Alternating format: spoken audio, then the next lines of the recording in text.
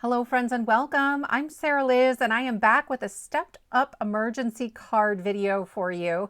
This is using kit 25. It's a favorites kit. There are 5 pages of sweet sentiments, happy birthdays, hi, hellos, happy anniversaries, all of our most used sentiments. And then there are 5 more pages of sassy sentiments because you know those are my favorites.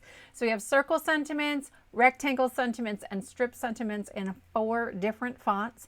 Then last week we came out with this card sketch. We made a couple cards, and today we're going to step it up. If you like free printable sentiments, card sketches with measurements, and lots of stepped up fun folds, go ahead and hit that subscribe button and ring that bell to be notified for future videos.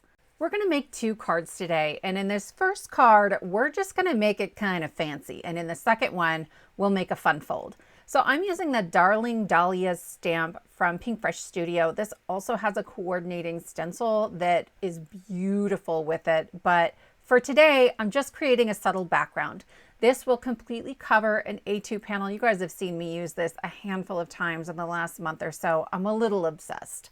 Next, I have a piece of gold foil cardstock, and I have just put some double-sided adhesive roll from scrapbook.com on the back. And then I'm going to use this A2 Mosaic cover plate to cut that out.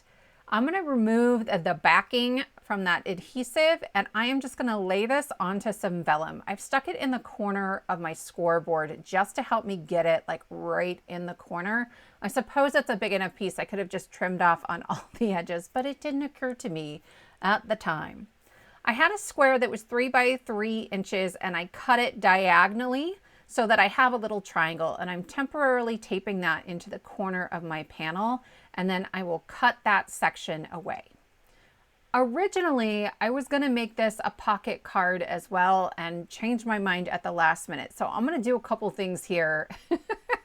Like maybe I think it's still a pocket card, but I added adhesive to the back around all the edges and then just a couple of dots in the middle. I'm not super worried about that part. I have another strip of cardstock from my scrapbook.com Slimline strips, and I'm going to add that right on the edge so you can't even tell that it wasn't designed to be like this. Once I trim that off, I considered putting that second strip from the card sketch on there, but I wasn't sure, and in the end I left it off, but you'll have to let me know what you think. Just recently I purchased this Abundant Leaves die from Simon Says Stamp, and then I'm going to use the Essential Floral Reflection dies from Spellbinders. That one's a classic for me. My mom asked me to make a wedding card for a family member I haven't seen since I was a child. So I kind of had wedding card vibes on the brain. I don't actually have any wedding sentiments in this kit. So for now, we're going to make a birthday card, but I'll probably make a second one that's going to end up being a wedding card. So the floral reflection dies don't exactly nest. So I took 2 that are the same size and just offset them. And then I arranged my leaves and the floral reflections onto my card kind of where I wanted them, and I'm picking it up with my sticky mat. And then that's where I put my mint tape on there. I was trying to make sure I didn't put glue on the leaves up in that corner where it would have been a pocket. So if you wanted to make this as a pocket card, just follow kind of the directions as we go through them for the second card. But this is a really great tip to make sure that you're not going to accidentally glue that pocket shut. I added glue all over my die cuts, and now I'm just going to lay the card onto the die cuts in the sticky mat before I flip it over so that nothing moves, for sure, for sure. Here's my new obsession, these round little dots that have the tabbies on them, and I'm going to elevate just a little black circle. That one is 2 1/8 of an inch, just the tiniest little black circle that will hang out around our sentiment. And then I'm going to add this big birthday wishes with some removable adhesive in case I change my mind later. And that finishes up this card because I did forget to put it onto a card base. You guys, it's been a week. Oh, it's been just crazy. But this card makes the entire week worth it. It is a happy flocking birthday pocket card, and I am completely obsessed with it. So I'm going to start with this happy birthday background stamp from My Favorite Things. I picked this one up, I think, over Black Friday and hadn't used it yet. And I stamped it the first time and it was crooked. So I'm going to stamp it again. And this time I'm laying my cardstock onto the text to make sure that it's straight. And then I will pick that up with my sticky mat, ink everything up, and get a nice impression this time around. Once I'm done with that, I'm going to begin working on this pocket. So this piece is 5 1/4 by 6 inches, and I'm going to score it 1/2 inch on the left, on the bottom, and then on the right. This is thinnish pattern paper, so I'm scoring very gently, like really, really gently. And I am just carefully going to fold those in.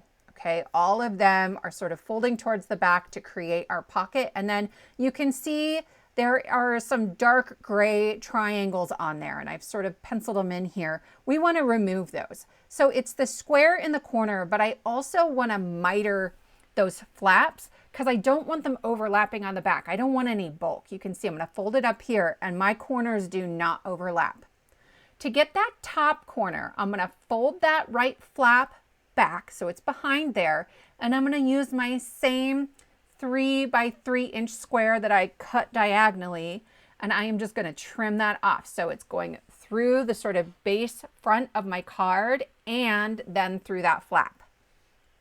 Here is my card panel, my A2, and I'm going to trim off a sliver from the top and the side because the pocket is exactly A2 and I need to make sure this is going to fit nicely. And I'm double checking the fit.